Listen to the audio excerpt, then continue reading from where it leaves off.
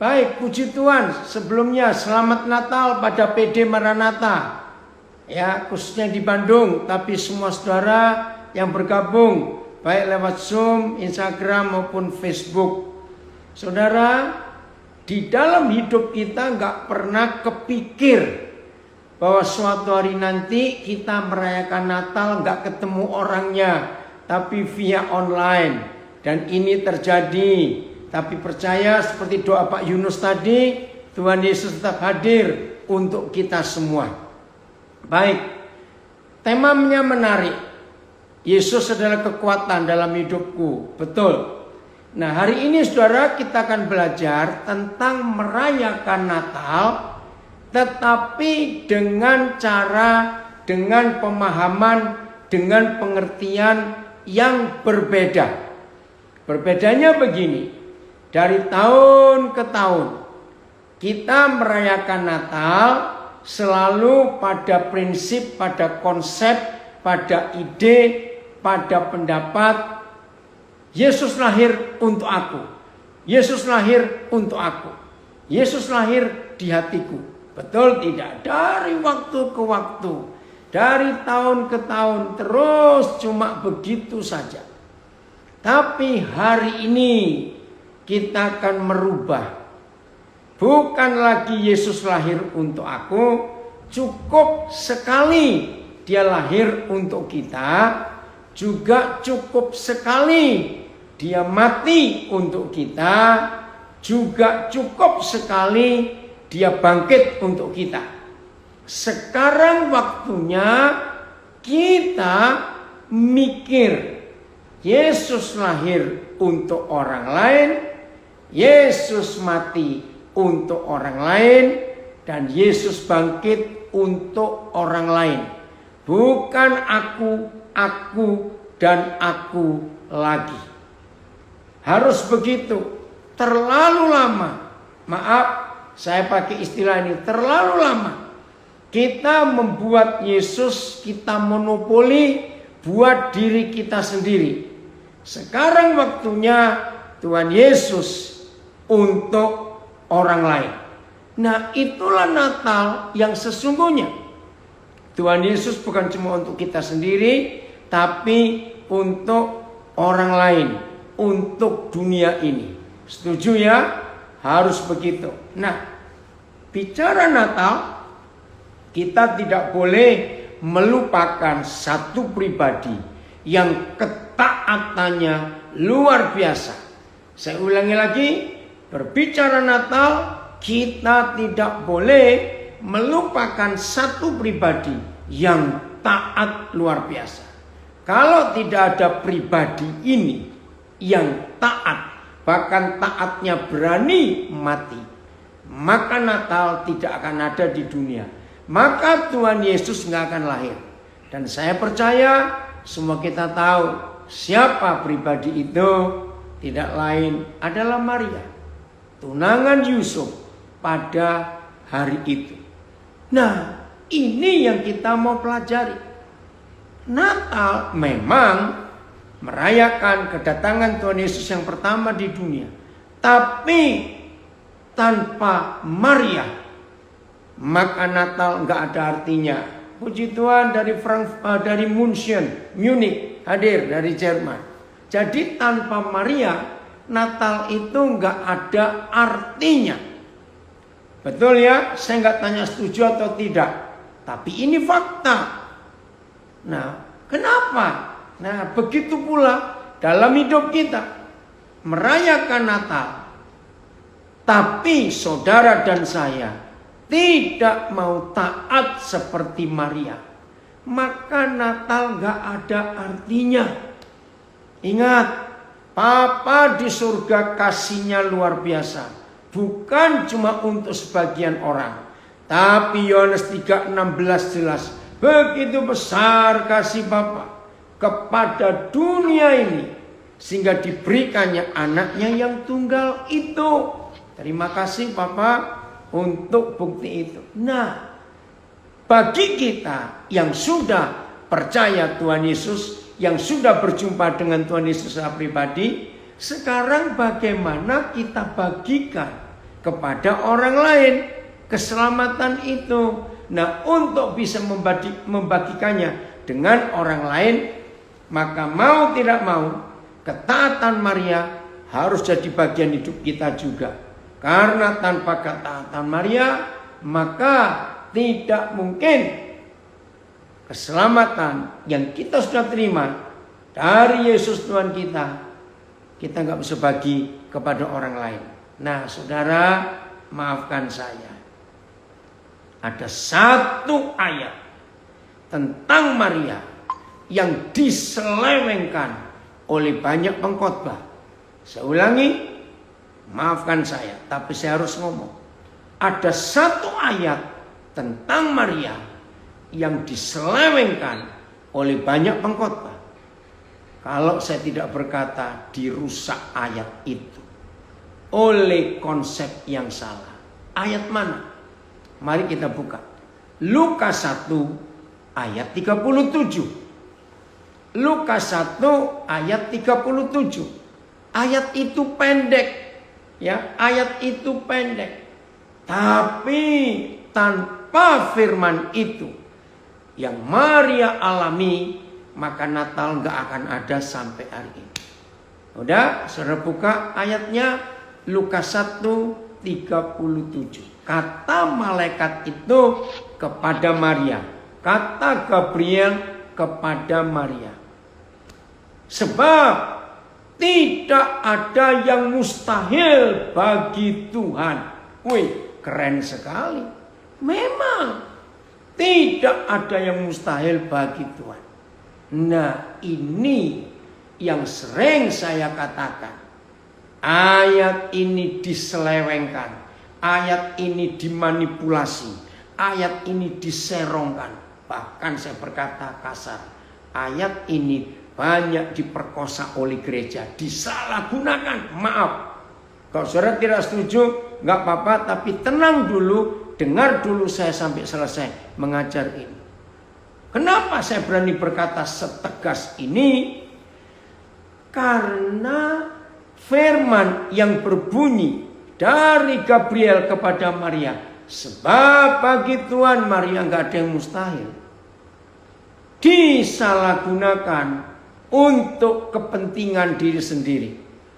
Berapa kali pengkhotbah berkata begini, saudara, catat, hafalkan, pegang Lukas 1:37. Saudara mengalami kesulitan apa saja, saudara mengalami jalan buntu sehebat apapun juga, saudara memerlukan apa yang rasanya nggak mungkin saudara miliki, percayalah, sebab bagi Tuhan tidak ada yang mustahil. Oh, kasihan Tuhan. Ketika firman itu disampaikan kepada Maria, itu dengan satu maksud khusus. Firman tiada yang mustahil bagi Tuhan disampaikan dengan satu tujuan khusus. Maka tidak boleh ayat itu dipakai untuk cari jodoh, untuk dapat kerjaan, untuk punya rumah, untuk dapat ini. Tidak. Tiada yang mustahil bagi Tuhan. Menurut Lukas 1:37 hanya seorang gadis yang belum menikah bisa hamil dan bayi yang dikandungnya akan jadi dewasa dan jadi juru selamat manusia. Nah, buat Maria itu mustahil karena dia belum menikah. Maka Tuhan meyakinkan Maria, bagi Tuhan tidak ada yang mustahil. Jadi mulai hari ini yang sering menyalahgunakan Lukas 1:37, mari kita bertobat. Bagi rekan-rekan hamba Tuhan yang pernah khotbah salah ayat itu, mulai hari ini jangan dikhotbahkan lagi dengan tujuan yang salah. Maaf, memang untuk berapa lain bagi Tuhan gak ada yang mustahil, betul. Tapi jangan gunakan Lukas 1:37. Lukas 1:37 hanya untuk saudara dan saya.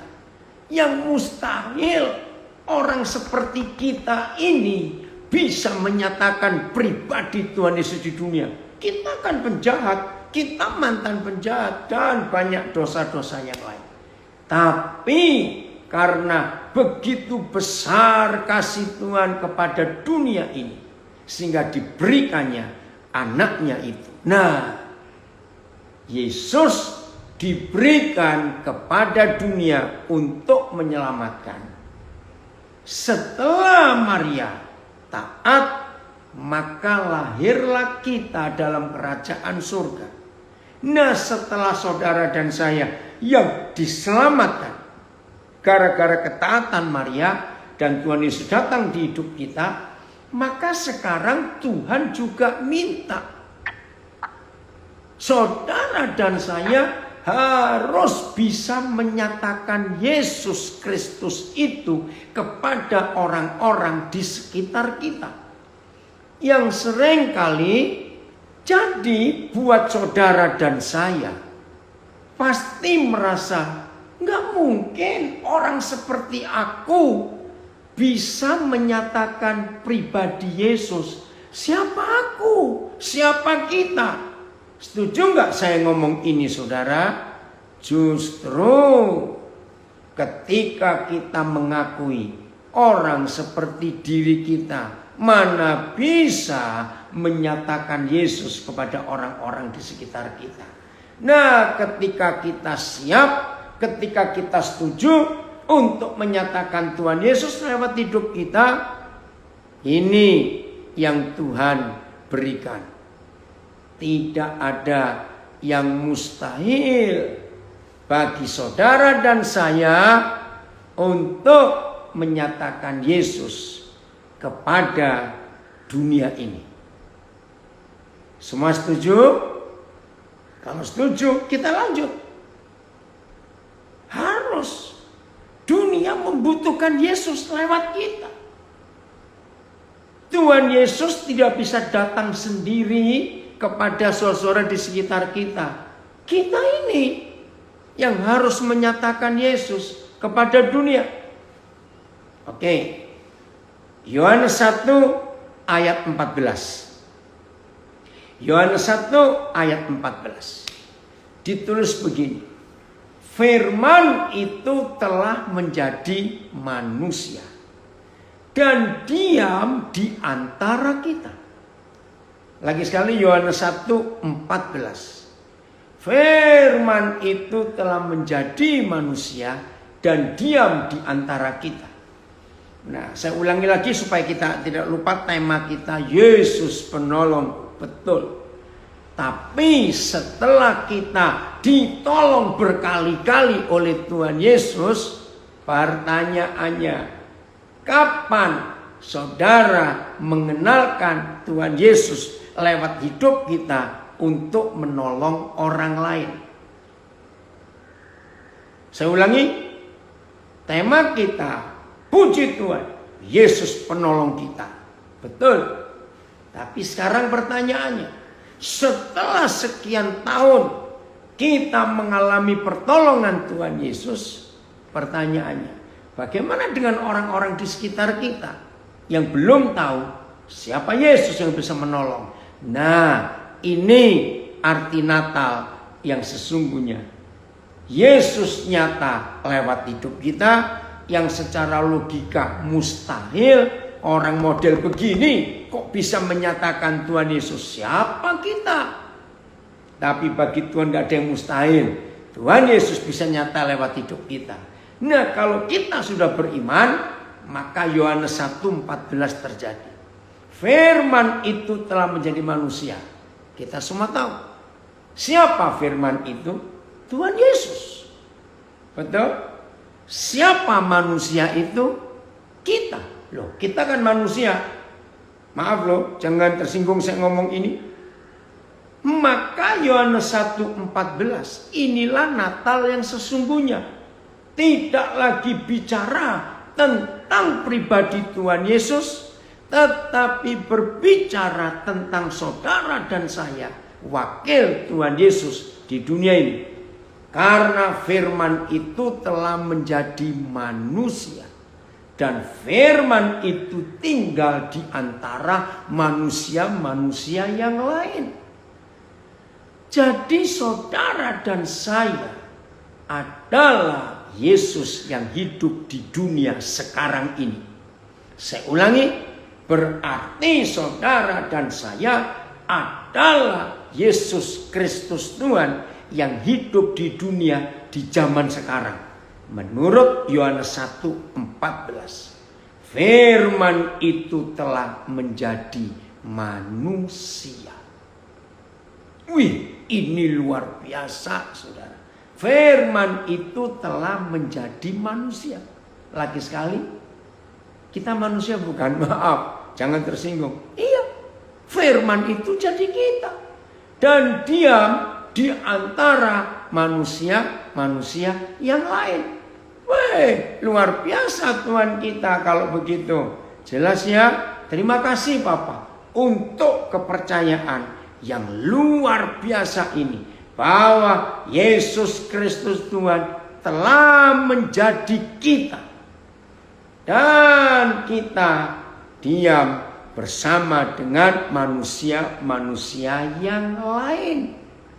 Maka ketika kita kumpul bersekutu dengan orang-orang saudara-saudara kita yang lain, ya, baik yang kita belum kenal maupun yang kita sudah kenal, maka saudara dan saya harus menyatakan pribadi juru selamat ini. Ini Natal. Enggak cuma bicara tentang Yesus di kandang Bethlehem, tidak. Tapi bicara tentang Yesus yang nyata sudah jadi manusia dan diam di antara kita. Saya lanjut. Saudara dari PD Maranatha di Bandung. Oh, terima kasih untuk perayaan Natal ini. Saudara, Natal 2020, Natal bersejarah. Di mana kita nggak bisa maaf, hura-hura, pesta pora. Karena pandemik ini COVID-19. Betul? Lalu bagaimana cara kita merayakan Natal? Ayo kita merayakan Natal dengan mengingat orang-orang susah, orang-orang miskin yang ada di sekitar kita. Hadir, mari kita hadir kepada mereka. Hadirkan Tuhan Yesus untuk mereka. Baru Natal itu ada artinya. Oh, terima kasih Tuhan. Karena firman itu telah jadi manusia dan diam di antara kita. Jadi setelah ibadah ini, ayo kita lihat siapa yang lapar di sekitar kita. Ajak makan, beri makan. Ya, karena COVID kita harus punya jaga jarak. Nggak apa-apa. Ya, pakai pesan ke Gojek atau GoFood atau GoSend, pesan. Ya. Begitu selesai pesan, saudara bayar, pasti ditanya diantar kemana. Nah, katakan bagi untuk bapak atau ibu, ya tergantung GoSendnya laki atau perempuan. Bagi, bawa pulang untuk anak-anak. Wih, betapa senangnya mereka. Saudara, begitu pula kalau di depan rumah kita, di sekitar rumah kita ada orang sedang lapar, suruh tunggu ya, tunggu. Ayo kita berkati mereka. Loh, kenapa suruh tunggu? Saya mau beli makanan untuk kalian. Tunggu ya. Nah, kita suruh pesan Gojek atau GoFood, tergantung berapa orang di situ. Oke, dari Malaysia ikut juga. Oh, ini dari Malaysia. Semoga di Natal ini membawa berkah damai dan sukacita untuk kita semua. Betul? Ayo kita berbagi. Ya. Nah, sekarang kita lihat penulis yang sama. Rasul Yohanes. Ya, penulis yang sama. Rasul Yohanes. Setelah menulis Yohanes 1, dia nulis Yohanes 3. Sekarang Rasul yang sama menulis 1 Yohanes 1 ayat 1. 1 Yohanes 1 ayat 1. Inilah firman yang telah jadi manusia dan inilah Natal yang sesungguhnya. Oke. 1 Yohanes 1 ayat 1. Firman yang telah jadi manusia ditulis oleh Rasul yang sama. 1 Yohanes 1 ayat 1-an. Bukan Injil Yohanes, surat Yohanes. Ya. 1 Yohanes 1 ayat 1. Inilah Natal yang sesungguhnya. Firman itu telah jadi manusia dan diam di antara kita. Wih, luar biasa. Nah, Rasul yang sama menulis. Hebat sekali. Ya. Udah. 1 Yohanes 1 ayat 1. Apa yang telah ada sejak semula. Siapa itu yang ada sejak semula? Firman. Karena Rasul Yohanes menulis di Yohanes 1 ayat 1. Pada mulanya adalah firman. Berarti 1 Yohanes 1 ayat 1, apa yang telah ada sejak semula, saudara, berarti itulah Yesus Tuhan kita. 1, yang telah kami dengar. 2, yang telah kami lihat dengan mata kami. Nomor 3, yang telah kami saksikan. Saya stop dulu sampai yang ketiga. Ini luar biasa. Siapa? Firman hidup. Itulah yang kami beri, yang kami tuliskan kepada kamu. Apa yang telah ada sejak semula, saya potong, itulah firman hidup. Oke, itulah firman hidup yang telah kutuliskan kepada kamu. Nah, siapa dia? Ada 4 hal. Ya, perhatikan 1 Yohanes 1 ayat 1 ini. Terima kasih Roh Kudus. Tuhan mengajar kita dengan hal yang sederhana. Firman hidup itu yang telah kami dengar. Nomor 1. Berarti ada yang khotbah, ada yang menyampaikan, maka firman itu bisa didengar. Yang kedua, ini mulai nanjak. Pertama hanya dengar. Lalu yang kedua, yang telah kami lihat dengan mata kami. Tuhan Yesus selama masih hidup di dunia, ya, Tuhan Yesus yang selama masih hidup di dunia, orang bisa melihat dengan mata mereka. Tapi setelah Tuhan Yesus naik ke surga, bagaimana manusia di dunia bisa melihat Yesus dengan mata mereka? Nah, ini Natal. Jawabannya, mereka bisa melihat Yesus dengan mata mereka lewat saudara dan lewat saya. Katakan amin. Yang ketiga, yang telah kami saksikan. Apa itu kata lain? Yang telah kami buktikan. Enggak cuma didengar, enggak cuma dilihat dengan mata, tapi bisa dibuktikan. Ini firman hidup. Ini yang kita temukan di Lukas 1:37. Mustahil orang seperti saudara, seperti saya bisa menyatakan Yesus. Mustahil. Tapi bagi Tuhan gak ada yang mustahil. Orang seperti kita bisa menyatakan Tuhan Yesus hidup. Jadi setelah mereka bisa dengar firman hidup, mereka bisa melihat firman hidup, mereka bisa membuktikan firman itu hidup. Yang terakhir, saudara baca, ini yang mengagetkan. Yang keempat, setelah bisa didengar, bisa dilihat, bisa dibuktikan. Lihat yang keempat, yang telah kami raba dengan tangan kami. Tentang firman hidup. Wih, Saudara, 3 yang pertama. Ya. 3 yang pertama. Saudara, yang keempat ini mengagetkan. Yang telah kami raba dengan tangan kami. Terjemahan lain, AYT.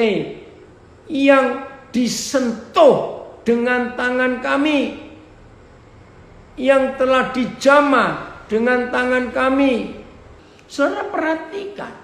Bisa disentuh, bisa diraba, bisa dijamah. Terjemahan yang lain memandangnya dan sudah memegangnya dengan tangan kami. Kami telah menyentuhnya. Menyentuh, memegang. Wih, luar biasa. Ya, saudara, inilah firman hidup itu. Nah, saya ulangi lagi. Kalau Natal hanya bicara tentang kelahiran kedatangan Tuhan Yesus, tapi tidak dilanjutkan dengan gereja yang adalah tubuh Yesus, itu tidak mampu membuat dunia bisa mendengar firman.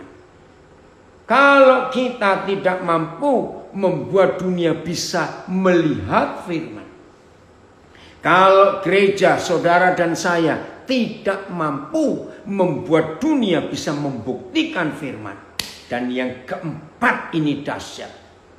Maka gagalan Natal kalau akhirnya saudara dan saya tidak bisa menjadi firman yang hidup, lalu orang-orang di sekitar kita bisa menyentuh firman dengan tangan mereka.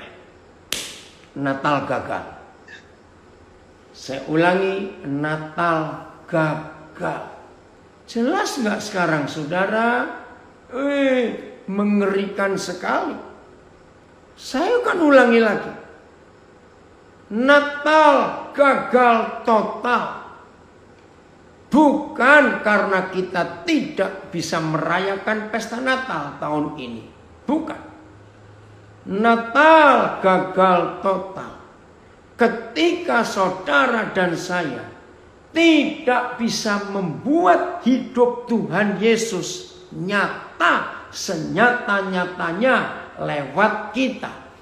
Sehingga orang bisa mendengar firman itu lewat kita. Sehingga manusia di sekitar kita bisa melihat firman lewat mata mereka. Karena kita menjadi firman yang hidup. Mereka tidak bisa membuktikan firman itu ada. Dan yang terakhir, saudara dan saya harus bisa membuat firman itu disentuh, dipegang, dijamah oleh orang lain. Disentuh, saudara, dengan tangan. Ini luar biasa. Itulah Natal. Jelas ya? Terima kasih Papa untuk firman yang hebat ini. Maka itu saudara, gak cukup hanya dengan merayakan Natal, tapi firman itu bisa disentuh. Saya berikan fakta ini ya, fakta ini. Berani gak saudara melarang orang? Saya sudah melakukan. Bukan saya sombong. Tapi saya ulangi. Saya minta mulai hari ini. Setelah kita belajar firman ini. Yesus penolongku untuk Natal ini. Betul. Tapi jangan stop hanya sampai aku ditolong Tuhan Yesus. Tapi tidak mikir tentang orang-orang di sekitar kita. Maka itu minggu yang lalu Indonesia berduka. Ada apa? Karena ada 3 anak kakak beradik kandung. Umurnya masih kecil-kecil, belum 10 tahun. Dibunuh oleh mamanya sendiri di Nias. Dengar nggak berita itu? Saya sedih. Karena keadaan ekonomi. Mama ini berkata lebih baik kamu mati daripada mama gak bisa kasih kamu makan. Akhirnya ia ditangkap polisi. Tapi kemarin pagi, minggu pagi, ibu ini meninggal. Karena dia sejak peristiwa itu dia gak mau makan, gak mau minum, maka dia meninggal. Aduh, waktu kemarin pagi saya dengar berita itu ikut sedih juga. Nah maaf, itu loh buktinya. Berarti ibu ini tidak berjumpa Yesus di antara orang-orang Kristen yang ada di Nias Utara itu. Saudara, sejak saya mengerti kebenaran ini, saya selalu berkata, kalau sampai ada orang yang mati bunuh diri, tolong dicatat yang baru dengar pengajaran ini. Kalau ada orang mati bunuh diri, yang wajib dan patut disalahkan adalah murid Yesus yang paling dekat dengan rumah korban. Tolong dicatat. Saya ulangi lagi. Kalau ada orang mati bunuh diri, maka yang wajib dan patut disalahkan adalah murid Yesus yang paling dekat dengan rumah korban. Loh kenapa? Berarti selama korban masih hidup, dia tidak tahu kalau di dekat rumahnya ada Yesus yang bisa menolong mereka. Saya harap saudara ngerti. Catat konsep ini. Nah, sekarang saya kembali. Saya mengajarkan kepada saudara, dan saya sudah melakukan. Berapa orang tahu? Saya berkata begini. Mulai hari ini, kalau saudara percaya Lukas 1:37, sebab tidak ada yang mustahil bagi Tuhan. Ya, kalau itu saudara percaya, saya sudah percaya. Tidak ada yang mustahil bagi Tuhan. Lukas 1:37, itulah Natal. Maka begini sikap kita hidup.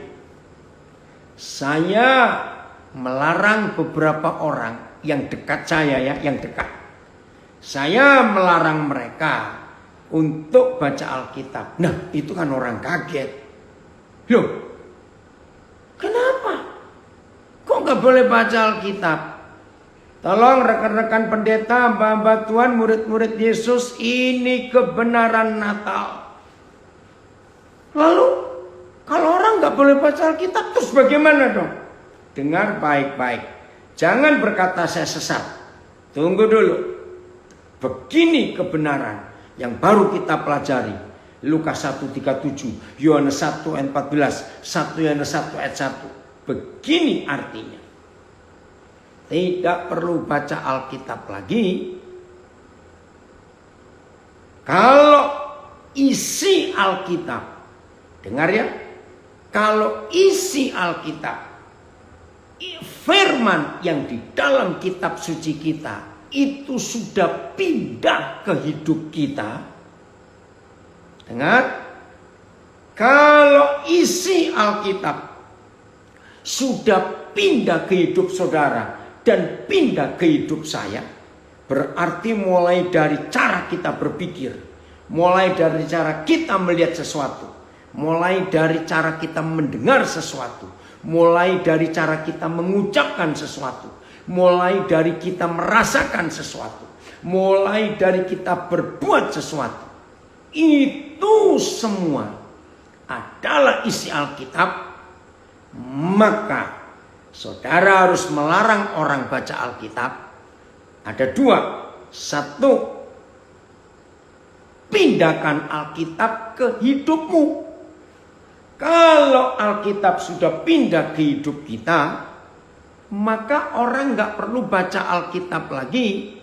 Cukup mendengar kita bicara, melihat kita bertindak, membuktikan semua tingkah laku kita adalah firman yang hidup. Alkitab itu sudah keluar di hidup kita. Maka orang gak perlu lagi untuk sibuk baca Alkitab. Ini serius. Maka itu saudara, tanpa memindahkan isi Alkitab ke hidup kita, maka gereja masih gagal sebagai murid Yesus. Siap mulai hari ini? Itulah Natal yang betul-betul bisa merubah hidup manusia. Oh, terima kasih Tuhan untuk konsep ini. Jadi Alkitab itu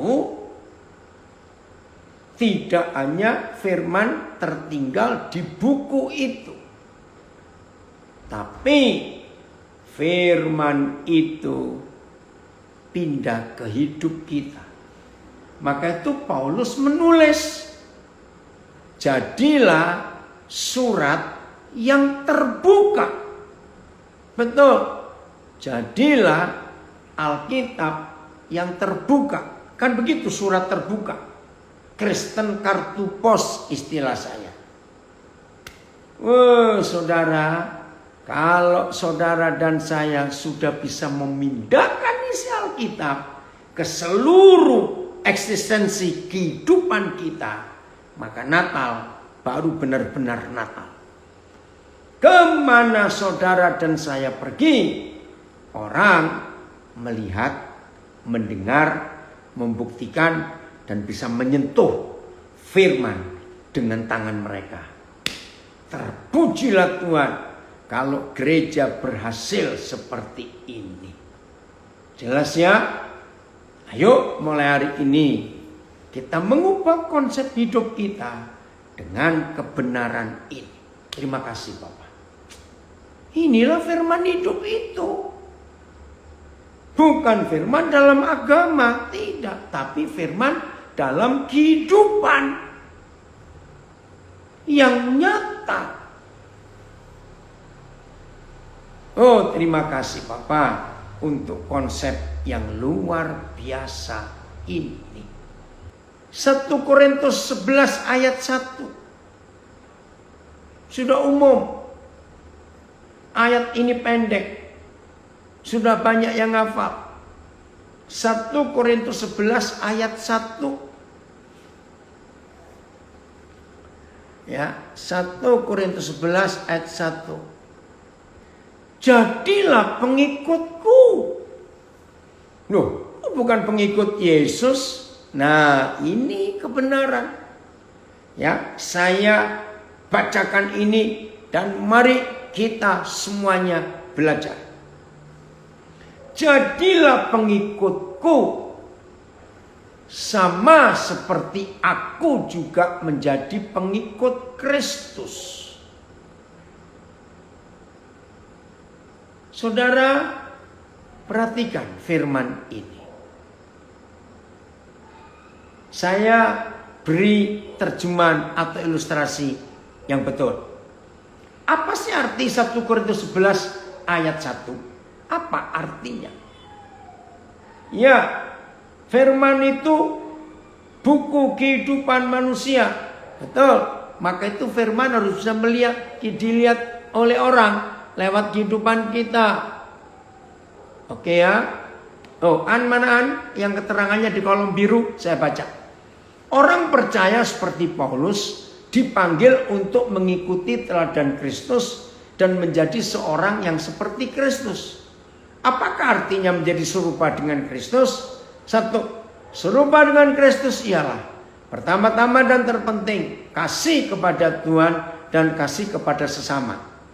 Kasih orang percaya kepada Tuhan mendorong dan mengarahkan kasihnya kepada orang lain. Sebagaimana kasih Kristus kepada Tuhan selalu menjadi oke. Nah, sekarang saya akan terjemahkan dengan kalimat ini. Jadilah pengikutku sama seperti aku juga menjadi pengikut Kristus. Itu begini. Kalau ada orang yang menanyakan tentang Tuhan Yesus, ya, entah tetangga kita, entah teman kita, atau orang yang baru pertama kali ketemu kita, orang itu tanya gini loh, saudara maaf ya, saya itu ingin tahu loh, yang disebut Yesus Kristus itu seperti apa? Bisa nggak saudara jelaskan kepada saya? Dalam nama Yesus, Natal akan penuh arti.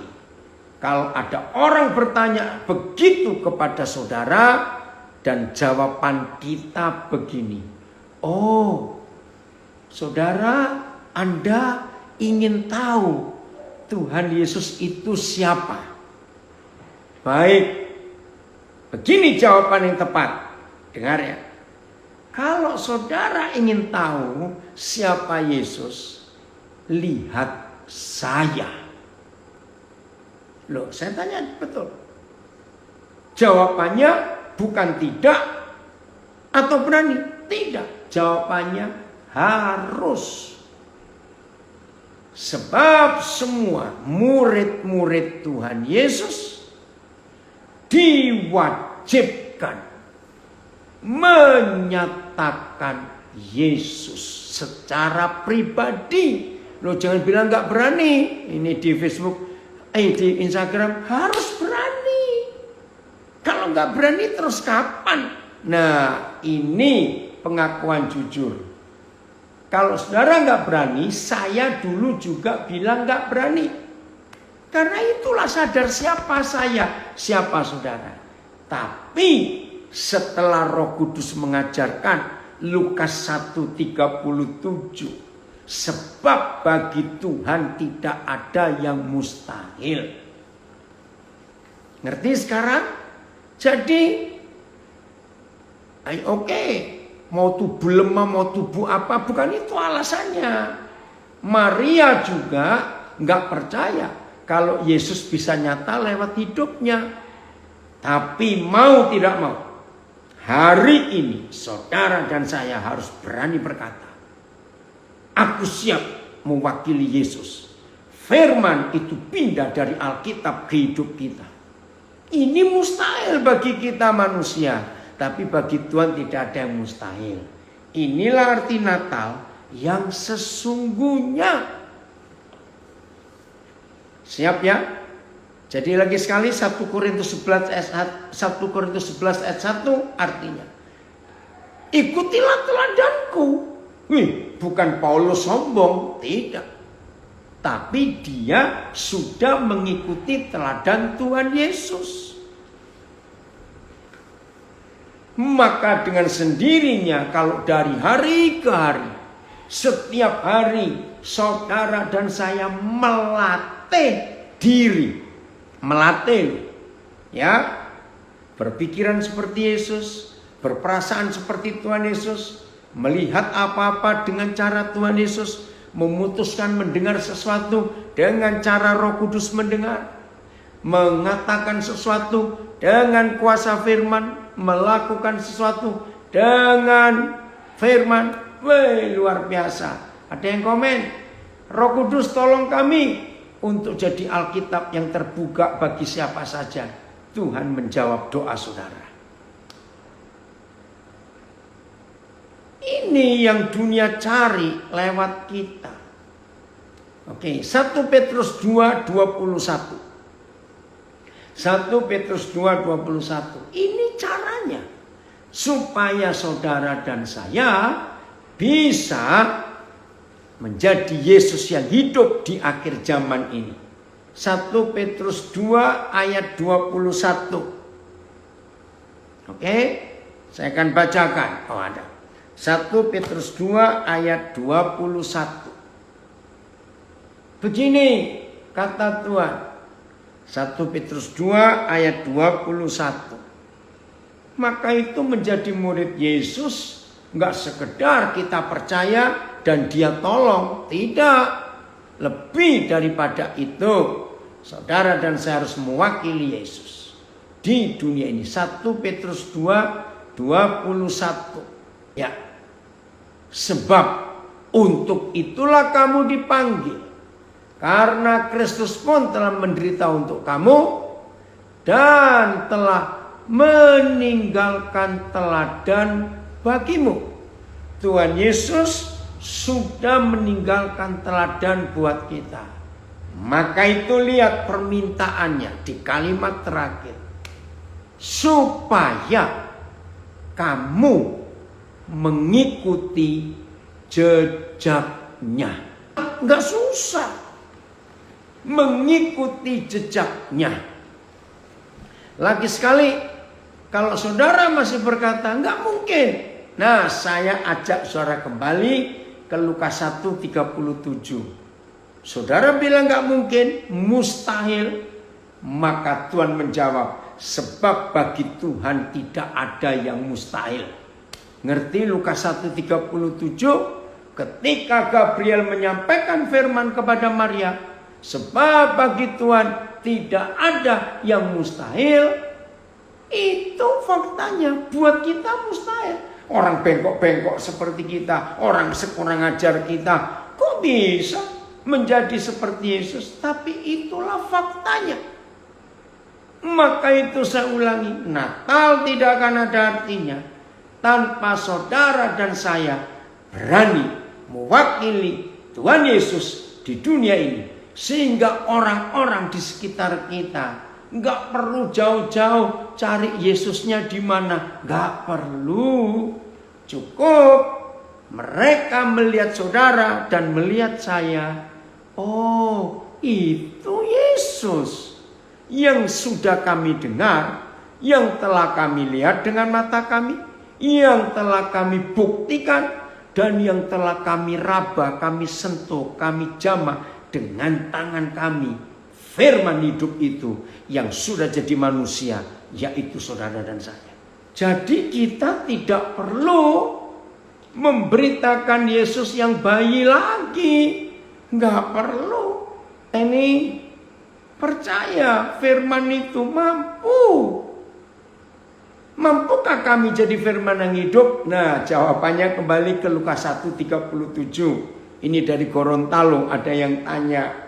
Sebab bagi Tuhan gak ada yang mustahil. Bagi kita mustahil, bagi Tuhan tidak. Mampu nanti. Dari Makassar, puji Tuhan, firman yang disampaikan, dibukakan. Tuhan memberkati, Roh Kudus kuatkan, mampukan jadi Injil yang terbuka di sisa hidup ini. Puji Tuhan. Jadi menurut 1 Petrus 2 ayat 21, saudara dan saya tidak akan kesulitan mewakili Tuhan Yesus kalau kita mengikuti jejaknya. Ya udah, ikuti aja cara dia hidup. Jangan protes, ya, jangan macam-macam. Tapi kita melakukan apa yang Tuhan ingin kita lakukan dalam hidup ini. Ayat terakhir, supaya Natal punya arti yang sesungguhnya. Filipi 2 ayat yang kelima. Filipi 2 ayat yang kelima. Begini firman Tuhan. Oke, ada komen, saya baca dulu. Oke, saya baca komen di Facebook. Baru kali ini berita Natal dijabarkan. Sungguh firman-Nya hebat. Lukas 1:37. Baru saya tahu. Saya harus bisa mengikuti teladan Yesus hingga kata tidak ada yang mustahil. Saya yang tidak sempurna ini Tuhan mau pakai saya menjadi saksinya. Puji Tuhan. Udah, ini ayat terakhir Filipi 2 ayat yang kelima. Setelah saudara dan saya membaca Filipi 2 ayat 5, tidak ada lagi kata nggak bisa, nggak ada. Pasti bisa. Firman hidup di dalam kita dan firman dibaca oleh semua orang, bukan lewat Alkitab, tapi lewat hidup kita. Dan firman bisa mereka dengar. Firman bisa mereka lihat dengan mata mereka. Firman bisa mereka buktikan dalam hidup. Dan yang terakhir, firman bisa diraba dengan tangan. Hendaklah, Filipi 2 ayat 5. Hendaklah kamu dalam hidupmu bersama. Bersama itu apa? Rame-rame. Ada banyak orang. Menaruh pikiran dan perasaan yang terdapat juga dalam Kristus Yesus. PD Maranatha secara khusus dari Bandung dan semua kita mengikuti, ya, Ini dia. Ya. Untuk bisa hidup mewakili Tuhan Yesus, pakailah dua hal yang dimiliki Tuhan Yesus. Pikiran dan perasaannya. Kalau saudara dan saya hidup menggunakan pikiran Yesus, menggunakan perasaan Tuhan Yesus, pikiran dan perasaannya ada di kitab suci, maka dengan mudah kita mewakili dia. Ada penjelasan. Paulus menitik beratkan bagaimana Yesus meninggalkan kemuliaan yang tiada taranya di surga dan mengambil kedudukan yang hina sebagai hamba serta taat sampai mati untuk kepentingan orang lain. Ini Natal. Saudara dan saya harus jadi wakil Yesus untuk kepentingan orang lain. Oke?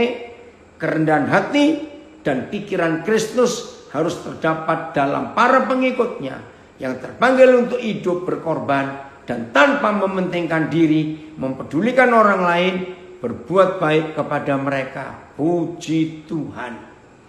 Jadi akhirnya selamat merayakan Natal yang cukup unik tahun ini. Nggak bisa hura-hura, nggak bisa pesta. Tapi puji Tuhan, lewat saudara, lewat saya yang memakai pikiran dan perasaan Tuhan Yesus, maka orang di sekitar kita akan menikmati kehadiran Tuhan Yesus lewat kita. Tuhan Yesus memberkati kita semua dan selamat menjadi pelaku firman. Weh, betapa indahnya kalau Natal tahun ini semua murid-murid Tuhan Yesus menjadi wakil Yesus kepada orang-orang di sekitar kita. Terpujilah Tuhan, keselamatan sampai ke seluruh dunia lewat kita. Shalom, Tuhan Yesus memberkati.